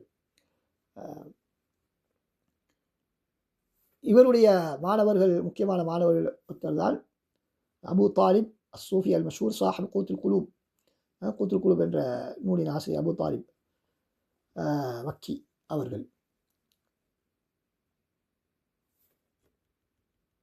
இவர்களும் அல்லாஹ்வுடைய சிஃபாத்துல் இக்தியாரியாவை மறுக்கக்கூடியவர்கள். இப்படி பல தவறான கருத்துக்களை கொண்டவர்கள் தான் அவர்கள். இதுபோல் இன்னும் பல தவறான வித்தியாசமான கருத்துக்களை அவர்கள் சொல்லியிருக்கிறார்கள். அது எங்களுக்கு அவசியமற்றது என்பதனால் அதனை நாங்கள் தவிர்க்கின்றோம். அதில் முக்கியமான ஒரு கருத்தாக சொல்வதாக இருந்தால், அவர்கள் மறுமை நாளையிலே காஃபிர்களும் மூமின்களும் எல்லோரும் அல்லாஹ்வை பார்ப்பார்கள். மரணித்தவர்கள் கபர்களிலே உண்ணுகிறார்கள், குடிக்கின்றார்கள், திருமணம் செய்கிறார்கள் என்றெல்லாம் அவர்கள் விதமான பல கருத்துக்களை சொல்லியிருக்கிறார்கள். அடுத்ததாக உள்ள கூட்டம்தான் மூன்றாவது சிந்தனை பள்ளியினர். நாங்கள் முதலாவது சிந்தனை பள்ளியினர் மதரசத்து சுன்னியா அஹ்லு சுன்னா வல் ஜமாஅக்களுடைய சிந்தனையினர். அடுத்தது அல் மதரசத்து அல் கலாமியா, அதிலே 6 கூட்டங்களை நாங்கள் பார்த்தோம். மதரசத்து கலாமியா அதிலே 6 கூட்டங்களை பார்த்தோம். இப்பொழுது அது இரண்டாவது சிந்தனை பள்ளியினர். மூன்றாவது சிந்தனை பள்ளியினர் மதரசத்துல் ஃபல்சஃபியா, அதாவது தத்துவ கருத்துக்களை கூடிய சிந்தனை பள்ளியினர், தத்துவவியல் சிந்தனை பள்ளியினர் என்பதாக நாங்கள் சொல்லலாம். அல் ஃபல்சஃபா என்று சொன்னால் எங்களுக்கு தெரியும், அது ஃபிலோசோஃபி என்ற அந்த வார்த்தையிலே இருந்து வந்திருக்கிறது. ஃபிலோசோஃபி என்று சொன்னால் கிரேக்க மொழியிலே அது முஹிப்புல் ஹிக்மா, இந்த ஞானத்தை விரும்பக்கூடியவர் அல்லது ஞானத்தை விரும்புதல் என்ற கருத்திலே தான் அது பயன்படுத்தப்படும். அதனுடைய கருத்து ஃபல்சஃபா என்று சொன்னால் ஞானத்தை விரும்பக்கூடியவர், ஞானத்தை விரும்புதல் என்ற கருத்தை கொண்டதுதான் அந்த ஃபிலோசோஃபி என்ற வார்த்தைக்கான அர்த்தம் கிரேக்க மொழியிலே. அதனைத்தான் அரபு மொழிக்கு மாற்றும் பொழுது அல் ஃபல்சஃபா என்பதாக ஃபிலோசோஃபியைத்தான் மாற்றியிருக்கிறார்கள். அதனுடைய வரைவிலக்கணத்தை பொறுத்தவரை அதுக்கென்று ஒரு தனியான ஒரு வரைவிலக்கணம் சொல்வது மிகச் சிரமமானது. ஏனென்றால் அந்த அளவுக்கு அந்த ஃபல்சஃபாவுடைய பிரிவுகள் பல்வேறுபட்டு காணப்படுகின்றன. கருத்து முரண்பாடுகளுக்கும் பல்வேறுபட்ட வகைகளாக அவைகள் காணப்படுவதனால் அதற்கு ஒரு தனியாக ஒரு வரைவிலக்கணம் எங்களுக்கு சொல்ல முடியாது. ஃபல்சஃபா அடுத்தது தத்துவ ஞானம் என்பது தத்துவக்கலை என்பது இல்முல் அகீதாவோடு மாத்திரம் சம்பந்தப்பட்டதல்ல. இல்முல் அகீதாவுக்கு அப்பாற்பட்ட பல விடயங்களும் அதிலே உள்ளடங்கக்கூடியது. அதில் ஃபல்சஃபாவிலே ஒரு பகுதி தான், அதனுடைய ஒரு பகுதி இல்முல் அகீதாவோடு சம்பந்தப்படுகிறது. இயற்கை சம்பந்தமான பல விடயங்கள் அதில் ஆய்வு செய்யப்பட்டிருக்கின்றன. குறிப்பாக கணிதவியல் அதோடு சம்பந்தப்படுகிறது. அதோடு சமூகவியல், உளவியல், இது போன்ற பல விடயங்களோடும் சம்பந்தப்படக்கூடியது தான் இந்த தத்துவ கலை என்பது. ஆனால் மறைவான விடயங்கள் சம்பந்தமாகவும் இந்த தத்துவ ஞானம் பேசுகின்றது என்ற அடிப்படையில் அது அகீதாவோடு சம்பந்தப்படுகிறது. இறைவன் எப்படி இருக்க வேண்டும், மறைவான விடயங்கள் சம்பந்தமான, கதர் சம்பந்தமான, விதி சம்பந்தமான அவருடைய கருத்துக்களை வைத்து பார்க்கும் பொழுது அவர்கள் அகீதாவோடு அப்படித்தான் சம்பந்தப்படுகிறார்கள். அப்போ இந்த மதரசத்துல் ஃபல்சஃபியா என்று சொன்னால் என்ன? மதரசத்துல் ஃபல்சஃபியா என்று சொன்னால் என்ன என்றால், அவர்கள் ஏற்கனவே சொன்னது போல இஹ்திஜாஹுன் இல்மி து உசூலின் முஹத்ததா யஅ்தமிது ஃபி திராசத்தி இல்மில் அகீதா அலல் மவாத்தில் ஃபல்சஃபிய்யல் மன்கூலா அனில் ஃபலாசிஃபா. ஏற்கனவே சொன்ன அதே கருத்து, இத்திஜாஹ் இல்மி து உசூலின் முஹத்ததா யஅ்தமிது ஃபி திராசத்தி இல்மில் அகீதா, எல்லாம் ஒன்றுதான். எல்லாவற்றுக்கும் சொல்லப்பட்ட அதே எல்லா மதரசாக்களுக்கும் சொல்லப்பட்ட அதே வரைவிலக்கணம். இறுதியாக என்ன வித்தியாசம் இங்கு இருக்கிறது? அவர்கள் அகீதாவை கற்பதிலே எதனை அடிப்படையாக கொள்வார்கள்?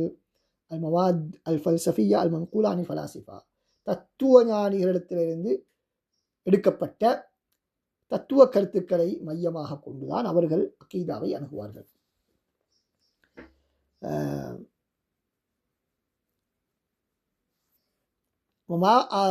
தத்துவ கருத்துக்கள் என்று சொன்னால் என்ன? தத்துவ கருத்துக்கள் மவாத் ஃபல்சஃபியா என்று சொன்னால் என்ன? அது ஆதாரங்களையும் உள்ளடக்கும், ஃபல்சஃபாக்களுடைய பல உள்ளடக்கங்களையும் உள்ளடக்கும். அதே போல் பல கருத்துக்கள், தத்துவ கலையிலே காணப்படக்கூடிய ஆதாரங்கள், அவர்களுடைய சிந்தனைகள், அவர்களுடைய பிரயோகங்கள், இவைகள் அனைத்தையும் அடிப்படையாக கொண்டுதான் அவர்கள் அகீதாவை ஆய்வு செய்வார்கள். இந்த சிந்தனையினர் அப்படித்தான் ஆய்வு செய்வார்கள் அகீதாவை. இவர்களுடைய அந்த ஃபல்சஃபா சிந்தனை எங்கிருந்து பெறப்பட்டது என்று கேட்டால், கிரேக்க தத்துவ ஞானிகளிடத்திலிருந்து பெறப்பட்டது, கிரேக்க தத்துவவியலாளர்களிடத்திலிருந்து பெறப்பட்டது. இன்னும் சில அவர்கள் அல்லாதவர்களிடத்திலிருந்து பெறப்பட்டிருக்கின்றன. அனைத்துமே கிரேக்க தத்துவத்திலிருந்து பெறப்பட்டவை மாத்திரமல்ல. கிரேக்க தத்துவத்தை பொறுத்தவரையிலும் அதிலும் பல மூலங்கள் அவர்களுக்கு காணப்படுகின்றன. அதில் முக்கியமானவர் யார்? அரிஸ்டோட்டில். அரிஸ்டோட்டிலிடத்திலிருந்து தான் நிறைய கருத்துக்களை எடுத்திருக்கிறார்கள். கிந்தி, ஃபாராபி, இப்னு சீனா, இப்னு ருஷ்ட், இவர்கள் எல்லோருமே அரிஸ்டோட்டில் சிந்தனையை சார்ந்தவர்கள், அரிஸ்டோட்டிலின் தத்துவ கருத்துக்களை சார்ந்தவர். அந்த அரிஸ்டோட்டில் உடைய தத்துவத்துக்கு அல் ஃபல்சஃபத்துல் மஷாஇய்யா என்று சொல்லப்படும். ஏன் என்று கேட்டால்,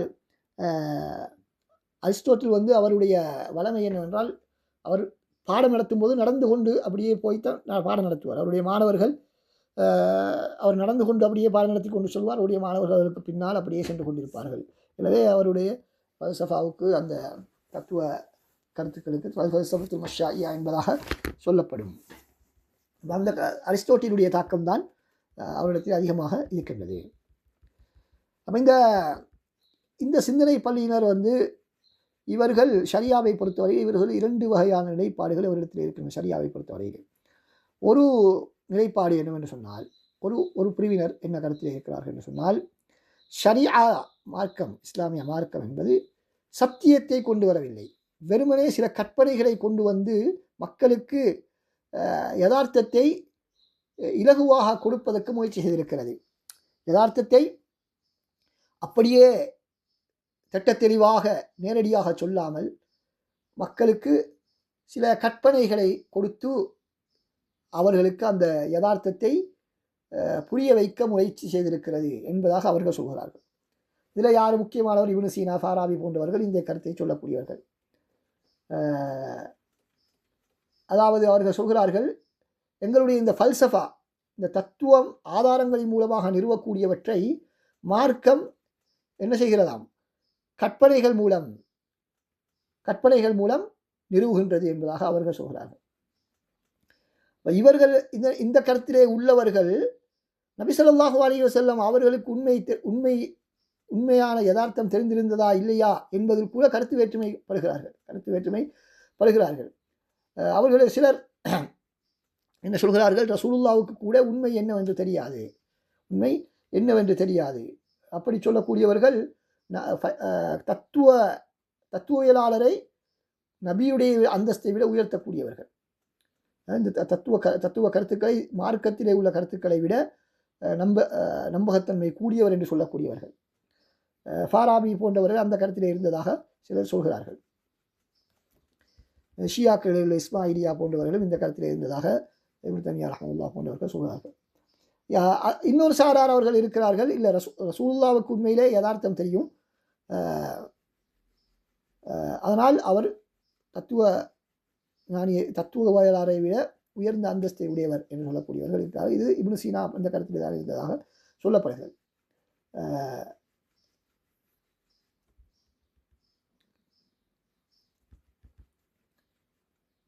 ஆனாலும் பிரச்சனை என்னவென்று சொன்னால், இவர்கள் எல்லோருமே என்ன சொல்ல வருகிறார்கள் என்று சொன்னால், இந்த தத்துவவியலாளர் நபியினுடைய அந்தஸ்திலே இருக்கிறார், அவர்களுடைய அந்த பகுத்தறிவு ரீதியான ஆற்றலை பொறுத்தவரை ஒரு நபிக்குரிய அந்தஸ்திலே தான் அவர் இருக்கிறார். நபியும் இந்த தத்துவவியலாளரும் ஒரே அந்தஸ்துடையவர்.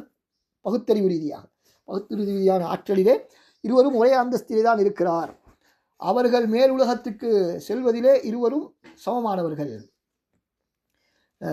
வகி வருவதிலே மாத்திரம்தான் இருவருக்கும் இடையிலே வித்தியாசம் இருக்கிறது என்பதாக அவர்கள் சொல்கிறார்கள். இப்படி பல சிக்கலான கருத்துக்களை சொல்லக்கூடியவர்கள் தான் இந்த தத்துவவியலாளர்கள் என்று சொல்லக்கூடியவர்கள்.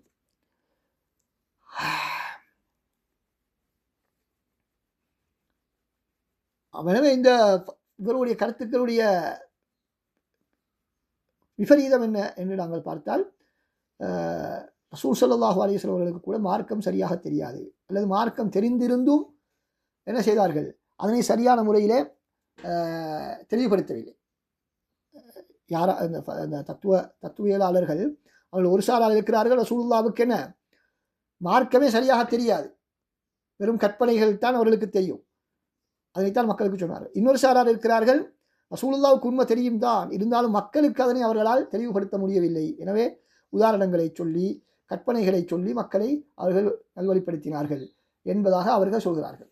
எனவே இரண்டுமே பாரதூரமான, எந்த கருத்தை சொன்னாலும் அது மிக பாரதூரமான ஒரு விடயம். எனவே இந்த தத்துவ கருத்துக்கள் என்பது மிகவும் ஆபத்தான ஒரு விடயம். ஆனால் அந்த தத்துவ கருத்துக்களை சொன்ன சில அறிஞர்கள் பற்றி சில மாற்று கருத்துக்களும் இருக்குது. அவர்கள் சிலர் மார்க்கத்தை கண்ணியப்படுத்தினார்கள், மதித்தார்கள் என்ற விடயங்களும் சொல்லப்படுகின்றன. ஆனால் பொதுவாக இதுதான் இந்த தத்துவ கருத்து என்று சொல்வது. தத்துவவியலாளர்கள் இப்படித்தான் பொதுவாக நடந்து கொள்வார்கள். மார்க்கத்துக்கு அவர்களிடத்திலே பெரிய ஒரு மதிப்பு கிடையாது. அவர்களுடைய அந்த ஆற்றல், கிரேக்க தத்துவம், அந்த அரிஸ்டோட்டில் இவர்களைத்தான் மிக பெரும் மதிப்புக்குரியவர்களாக அவர்கள் கருதினார்கள். அவர்களிடத்திலே இந்த மார்க்க சடங்கு சம்பிரதாயங்கள் எதுக்குமே எந்த விதமான மதிப்பும் கிடையாது. குர்ஆன் சுன்னாவிலே வந்த மார்க்க ரீதியான செயற்பாடுகளுக்கு அவர்களிடத்திலே பெரிய மதிப்புகள் எதுவுமே கிடையாது. வெறுமனே சிந்தனை தத்துவம் என்பதால் அவர்கள் பேசிக்கொண்டிருப்பார்கள் என்பதுதான் அவர்களை பற்றியுள்ள மிக முக்கியமான விமர்சனம். அதே போல் நபி ஸல்லல்லாஹு அலைஹி வஸல்லம் அவர்களை நபிமார்களை மதிக்காத தன்மை, அல்லாஹை பற்றி மிக தவறான கருத்துக்களை முன்வைத்தவை, இப்படி அவர்களுடைய பல தவறான கருத்துக்கள் இருக்கின்றன. இரண்டாவது ஒரு சாரார் இருக்கிறார்கள். இதெல்லாம் நாங்கள் இப்போ சொன்னதெல்லாம் ஒரு சாரார். அவர்கள் என்ன, ஷரியாவை மதிக்காதவர்கள். ஷரியா ஒரு வெறுமனை கற்பனை என்று சொல்லக்கூடியவர்கள். அப்படி கற்பனை என்று சொல்லக்கூடியவர்களில் ரெண்டு சாரார் இருக்கிறார்கள். ஒரு சாரார் ரசூலுல்லாவுக்கு கூட உண்மை தெரியாது என்று சொல்லக்கூடியவர்கள் இருக்கிறார்கள். இன்னொரு சாரார் ரசூலுல்லாவுக்கு உண்மை தெரியும், இருந்தாலும் மக்களுக்கு அவர்கள் அதனை தெளிவாக சொல்லவில்லை, கற்பனையைத்தான் சொன்னார்கள் என்று சொல்லக்கூடியவர்களாக இருந்தார்கள் என்று நாங்கள் பார்த்தோம்.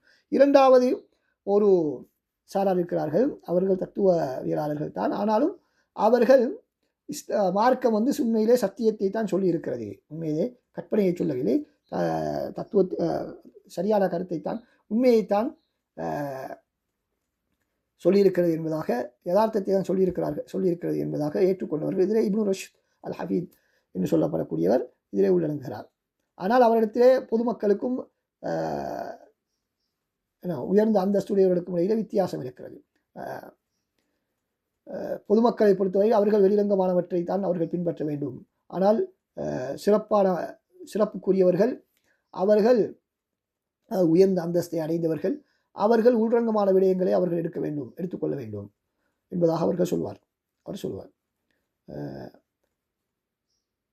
அடுத்ததாக முக்கியமான விடயம், நாங்கள் பொதுவாக இதற்கு முன்னால் வரைவிலக்கணம் ஒவ்வொரு மதரசாவுக்கும் சொல்லும் பொழுது என்ன சொன்னோம், பிரதானமாக அக்கீதாவை ஆய்வு செய்வதிலே அவர்கள் குர்ஆன் சுன்னாவை எடுப்பார்கள். அஹ்லு சுன்னாக்கள் மதரசத்துல் கலாமியா அவர்கள் மவாத் அக்லியா அவை எடுத்துக்கொள்வார்கள் பிரதானமாக என்று சொன்னார். ஆனால் இங்கு நாங்கள் மவாத் ஃபல்சஃபியாவை இவர்கள் பிரதானமாக எடுத்துக்கொள்வார்கள் என்று சொல்லவில்லை, பொதுவாக எடுத்துக்கொள்வார்கள் என்பதாகத்தான் சொல்லியிருக்கிறோம். அதுக்கு காரணம் என்ன, இந்த தத்துவ ஞானிகளை தத்துவவியலாளர்களை பொறுத்தவரையில் சொன்னதை வைத்து உங்களுக்கு புரிந்திருக்கும், அவரிடத்தில் இந்த ஷரியாவுக்கு எந்த விதமான மதிப்பு மரியாதையும் கிடையாது, எந்த விதமான மதிப்பு மரியாதையும் கிடையாது.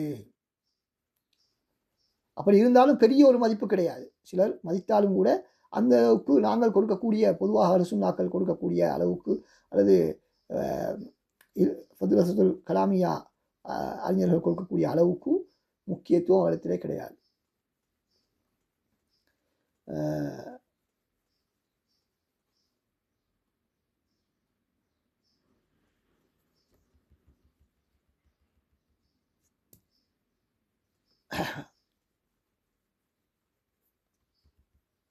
அவர்கள் என்ன சொல்லுகிறார்கள் என்று சொன்னால், குறிப்பான ஒரு விடயம் என்னவென்றால், இந்த தத்துவவியலாளர்களை பொறுத்தவரையிலே அவர்கள் சொல்கிறார்கள்,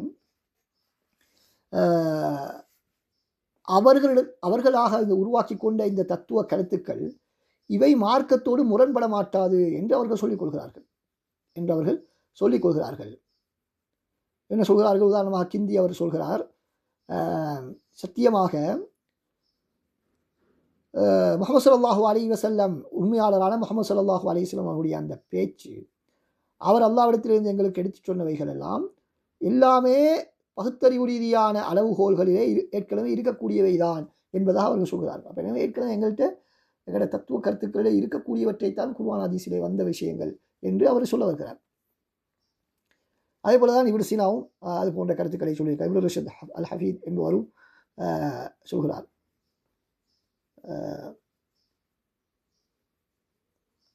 அடுத்ததாக முக்கியமாக நாங்கள் புரிந்து கொள்ள வேண்டிய விடயம் என்று சொன்னால், இந்த தத்துவ சிந்தனை பள்ளியினர், தத்துவ கருத்துக்களை உள்ளவர்கள், இவர்கள் எல்லோரும் ஒரே கருத்தை சொல்லக்கூடியவர்கள் என்பதாக நாங்கள் புரிந்து கொள்ளக்கூடாது. ஒருவரை பற்றி நாங்கள் சொன்னால், இப்னு சீனாவை பற்றி சொன்னால்,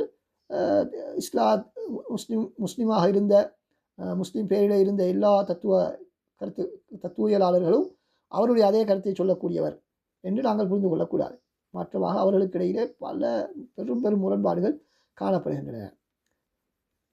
ஏனென்றால் ஒரு குர்ஆன் சுன்னாவை பின்பற்றும் பொழுதுதான் ஒரு ஒற்றுமையான ஏகமனதான ஒரு தீர்மானத்துக்கு வர முடியும். அதை தவிர மனிதனுடைய தனி நபருடைய சிந்தனையின் அடிப்படையில் சிந்திக்க ஆரம்பித்தால் எப்பொழுதுமே பெரும் முரண்பாடுகள் வருவது என்பது தவிர்க்க முடியாத ஒரு விடயம். அடுத்ததாக நாங்கள் பார்க்க இருக்கக்கூடிய முக்கியமான விடயம் என்னவென்றால், இந்த மதரசத்துல் கலாமியாவுக்கும் மதரசத்துல் ஃபல்சஃபியாவுக்கும், தத்துவ சிந்தனை பள்ளியினருக்கும் தத்துவவியல் சிந்தனை பள்ளிகளுக்கும் கலாமிய சிந்தனை பள்ளிகளுக்கு இடையிலே உள்ள வித்தியாசம் என்ன? முதலாவது வித்தியாசம் என்னவென்றால், வஹைக்கு கட்டுப்படுவது. வஹைக்கு கட்டுப்படுவதை பொறுத்தவரையிலே இந்த தத்துவியலாளர்கள் அவர்கள் மார்க்கம் ஏற்கனவே நாங்கள் சொல்வது போல சத்தியத்தை தெளிவுபடுத்தவில்லை. மாற்றமாக மக்களுக்கு சத்தியத்தை நெருக்கமாக்கி காட்டுவதற்காக சில கற்பனை வார்த்தைகளைத்தான் அது பயன்படுத்தி இருக்கிறது என்பதாக சொல்கிறார்கள். ஆனால் அந்த முத்தக்கல்லிமூன்கள் என்பவர்கள் அவர்கள் இல்லை. ஷரியா வந்து சத்தியத்தை தான் கொண்டு வந்திருக்கிறது எல்லா மனிதர்களுக்கும். ஆனால் மஜாஸை பயன்படுத்தி இருக்கிறது. லுகாவிலே உள்ள அந்த மஜாஸை அது பல அகீதா சம்பந்தமான விடயங்களில் மஜாஸை பயன்படுத்தி பேசியிருக்கிறது என்பதாக அவர்கள் சொல்கிறார்கள். இரண்டாவது வித்தியாசம் என்னவென்றால், அவர்கள் ஏற்றுக்கொள்ளப்படக்கூடிய மூலாதாரம். அந்த மூலாதாரம் மதரசத்துல் கலாமியா அவர்களிடத்தில் இருக்கக்கூடிய அந்த பகுத்தறிவு ரீதியான அந்த விடயங்கள், அதிலே சிலவை மற்றவரிடத்திலிருந்து எடுத்தவை, இன்னும் சிலவை அவர்களாக உருவாக்கி கொண்டவை என்று நாங்கள் பார்த்தோம். ஆனால் இந்த தத்துவவியல் சிந்தனையினர் அவர்கள் அரிஸ்டோட்டில், பிளேட்டோ போன்ற கிரேக்க தத்துவவியலாளர்களுடைய கருத்துக்களிலே தான் முழுக்க தங்கியிருக்கக்கூடியவர்கள். ஆனால் அஹ்லுல் கலாம் அவர்கள் அதிலே இருந்து எடுத்திருக்கிறார்கள். அதுவல்லாத வேறு அவர்களாக உருவாக்கி கொண்டவைகளும் இருக்கின்றன.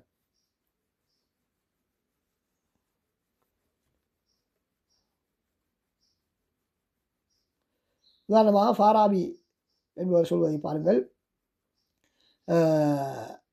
யாரை பற்றி? பிளேட்டோ, அரிஸ்டோட்டிலை பற்றி அவர் என்ன சொல்கிறார்? அவர் அவ்விருவரிடத்திலிருந்து வரக்கூடிய வகைகள் ஃபி குல்லி ஃபன்னி, எல்லா கலையிலும் அவ்விருவரிடத்திலிருந்து வரக்கூடியவைகள் இன்னமா ஹுவல் அஸ்லுல் முஅத்தமது அலைஹி, அதுதான் ஏற்கத்தக்க அடிப்படையாகும். அது மட்டும்தான் ஏற்கத்தக்க அடிப்படையாகும். ஹுலுவிஹி மின ஷவாஇபி வல் கதர், அதில் எந்த விதமான கலங்கள் குறைகள் இல்லை என்பதனால் அவைதான் ஏற்றுக்கொள்ளத்தக்கதாகும்.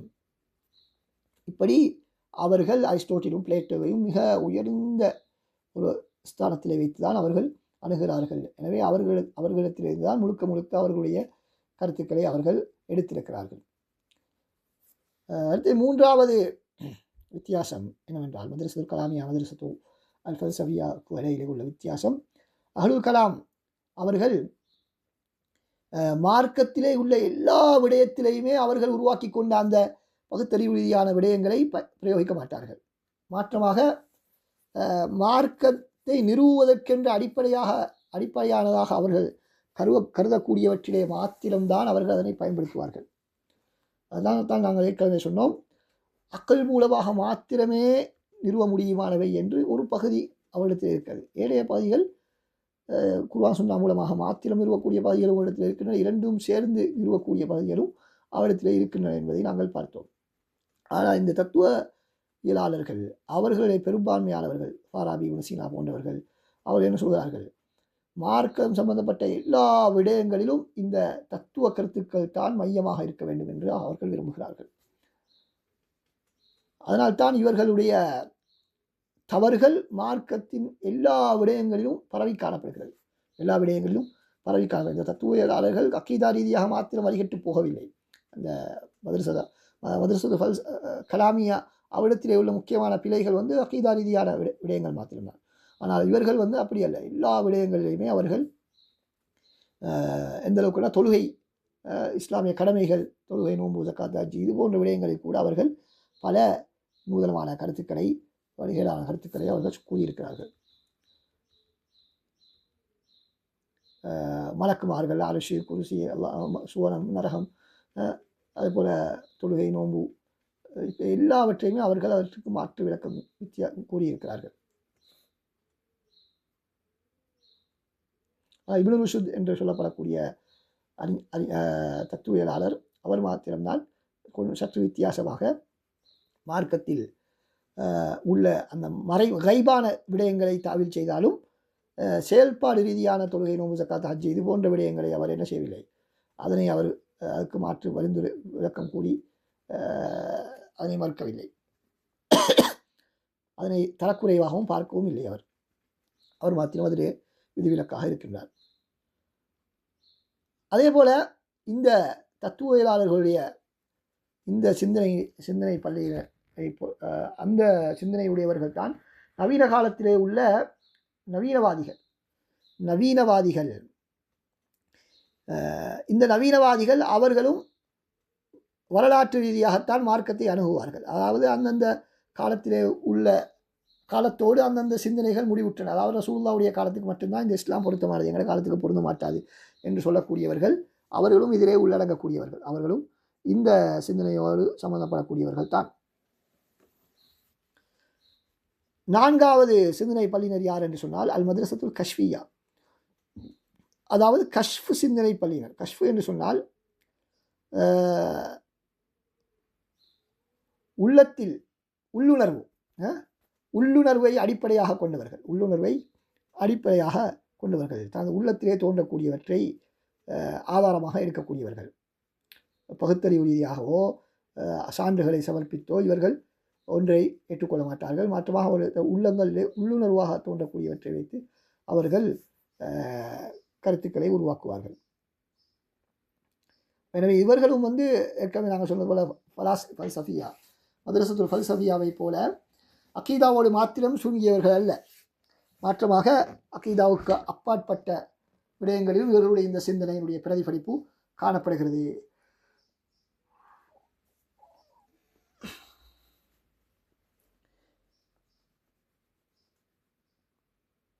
இதற்கு அல் மத்ரசத்துல் இஷ்ராக்கியா என்ற பெயரும் சொல்லப்படலாம்.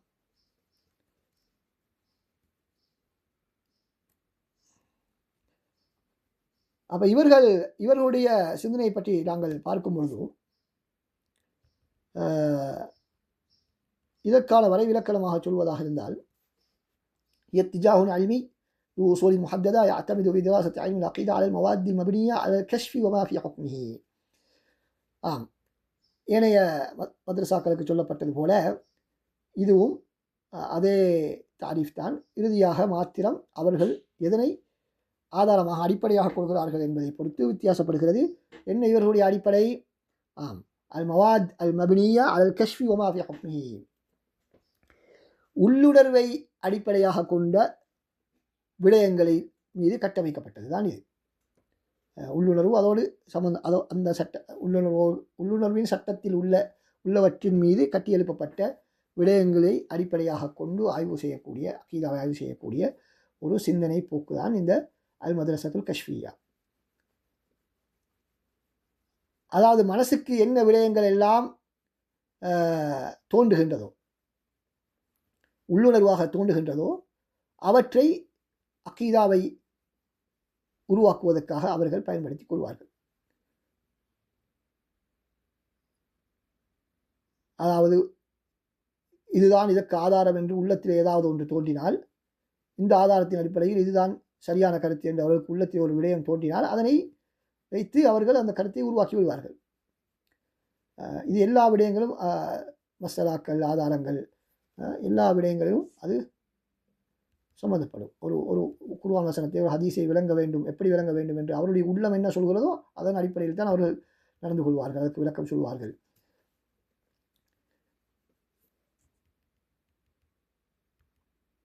அடுத்ததாக நாங்கள் பார்க்கிறோம்,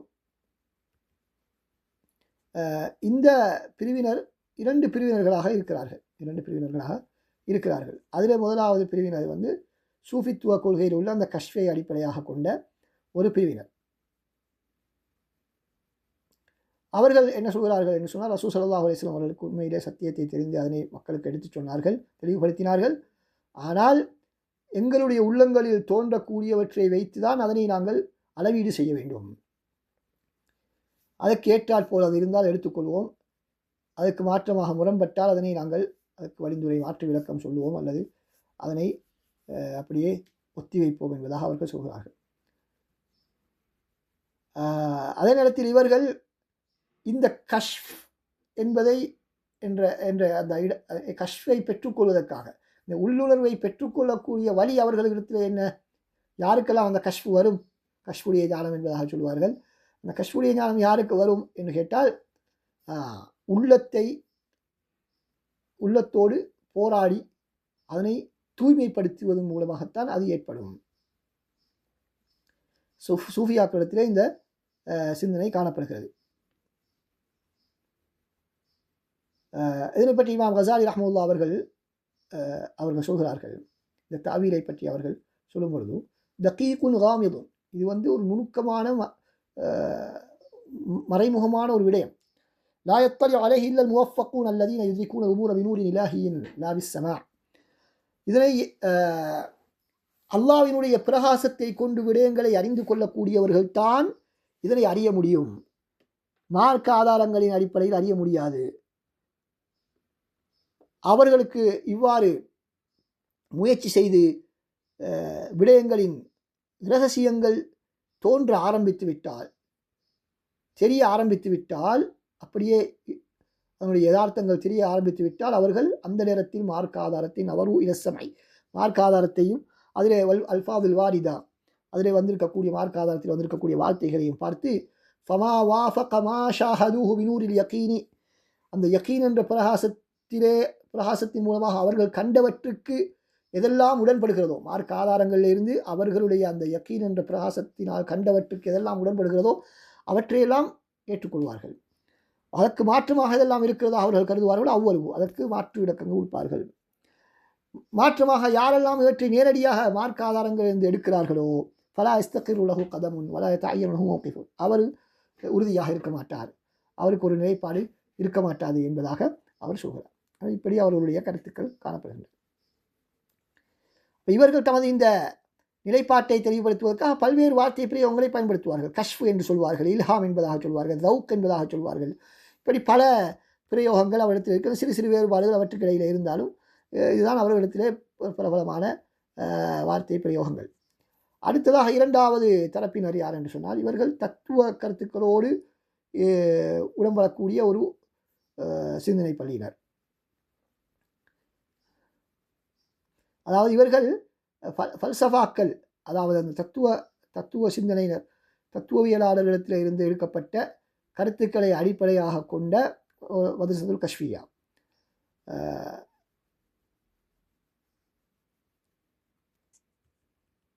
இது ஒரு வித்தியாசமான ஒரு அணுகுமுறை. அதாவது உள்ளத்தையும் உடம்பையும் வேறாக பிரித்து அதற்கான பயிற்சிகளை செய்து அதன் மூலமாக உள்ளத்திலே தோன்றக்கூடிய கருத்துக்களை மையமாக வைத்து தமது ஆய்வுகளை முன்வைக்கக்கூடியவர்கள். இப்படி ஒரு சிந்தனை பள்ளியினர்கள் இருக்கிறார்கள்.